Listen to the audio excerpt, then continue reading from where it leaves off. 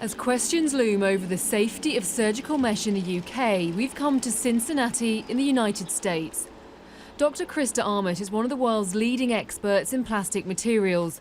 Recently, his expertise has been used in class action against vaginal mesh manufacturers.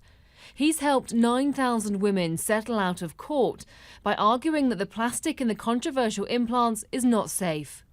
There are two main reasons why any true plastic material expert would tell you in 5 minutes just obviously that this is a bad material. One is it's oxidatively unstable, and that just means like an apple, it's attacked by air.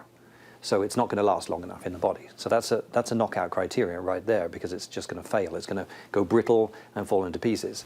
And the second thing is it's not biocompatible. So when you put it in the body, all of your body tries to react. It's like having a splinter. Your body says, hey, there's a foreign object in here, let's get this out, and it starts using all these different mechanisms to attack that thing. And that causes inflammation, and it can even lead to reactions and pain.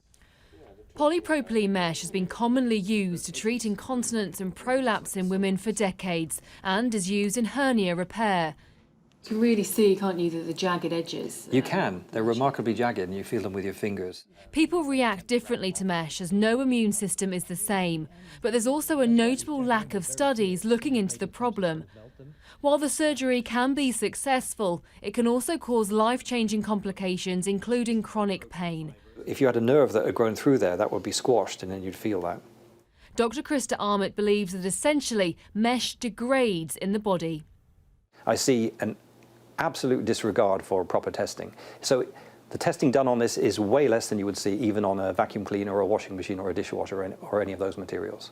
It's shocking. I've never seen anything like it in my career. For these women permanently injured by mesh implants, the words of Dr. Armit aren't surprising, but they're still hard to hear. You're in so much pain, but you don't know why. It's when you start out, it's just really hard. You have to really trust yourself. And then when you find out the truth, it's almost more traumatizing. It's great to hear somebody admitting it and not differentiating between the different meshes, actually saying that the material itself, the polypropylene, is the problem. Vaginal mesh operations to treat incontinence are suspended in the UK, pending the results of an independent review into the procedure's safety. Dr. Vincent Argent is one expert who's contributed to the review. He warned about the risks of mesh when it was first introduced in the late 1990s, but was ignored. The problem with mesh is the physicochemical changes which it undergoes happen over many, many years, as we're seeing now. And that could have been predicted from studies way back in the 60s and 70s, which showed that polypropylene mesh is inherently unstable. It shouldn't be used in routine clinical practice until there are more clinical trials and more research into the stability of the mesh. If it was introduced now, I don't think it would get a license. The manufacturers of mesh in the UK deny that mesh is unstable.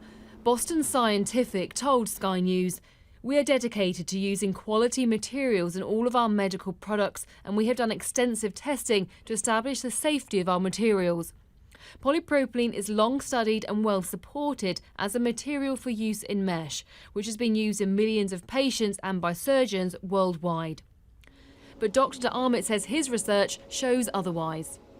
I would say there's no place for polypropylene. It has no chance to last long enough in the body, and it creates an immune response which is unacceptable.